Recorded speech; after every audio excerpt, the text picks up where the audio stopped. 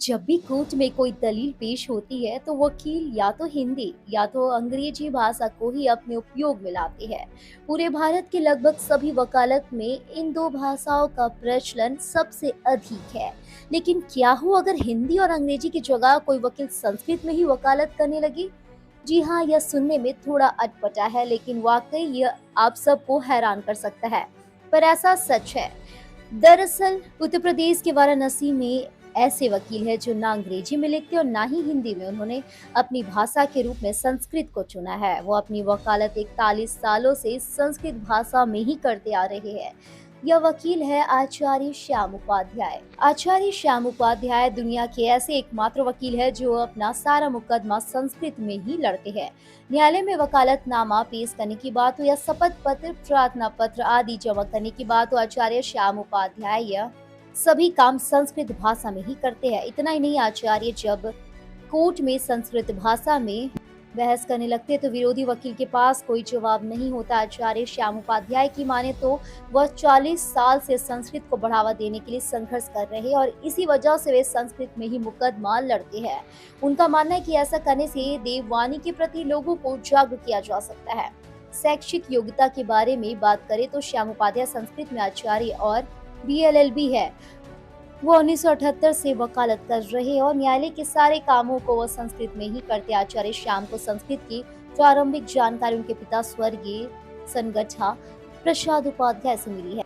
संगठा प्रसाद उपाध्याय संस्कृत के बहुत अच्छे जानकार थे।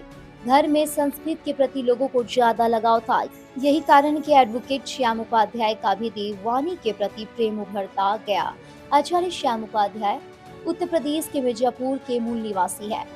संस्कृत के प्रति प्यार और बचपन के दिनों को याद करते हुए आचार्य श्याम उपाध्याय ने बताया कि एक बार वह अपने पिता के साथ कहीं जा रहे थे। उस वक्त उनकी उम्र 10 साल थी और वह कक्षा 4 में पढ़ते थे।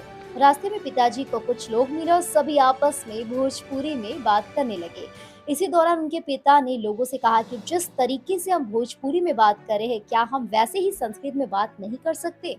यह बात भले ही उनके पिता के साथ वालों को समझ में आई या नहीं, लेकिन आचार्य श्याम उपाध्याय के दिल में यह बात उतर गई।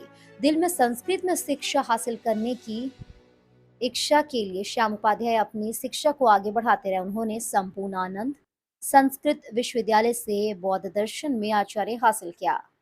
अपने गुरु के कहने पर उन्होंने पहले अध्यापन का काम किया। हालांकि श्याम उपाध्याय कुछ और करना चाहते थे। यही कारण था कि उन्होंने बाद में गोरखपुर विश्वविद्यालय से संबुद्ध हरिश्चंद्र महाविद्यालय से बीएलएलबी की डिग्री हासिल की। इसके बाद उन्होंने 1978 से संस्कृत भाषा में ही मुकदमा लड़ना शुरू किया, जो आज तक जारी है। श्याम अपनी वकालत के जरिए कई बड़े बड़े मुकदमे को सुलझा चुके हैं। जब वे संस्कृत में दलीलें पेश करते हैं तो सामने वाले वकीलों की बोलती बंद हो जाती है। संस्कृत के प्रति आचार्य श्याम के अगाध प्रेम को देखते हुए भारत सरकार की ओर से भी उन्हें सम्मानित किया गया है। तत्कालीन मानव संसाधन विकास मंत्री डॉक्टर मुरली मनोहर जोशी ने देश भर के 25 संस्कृत मित्रों को पुरस्कृत किया था, जिसमें आचार्य श्याम उपाध्याय भी शामिल थे।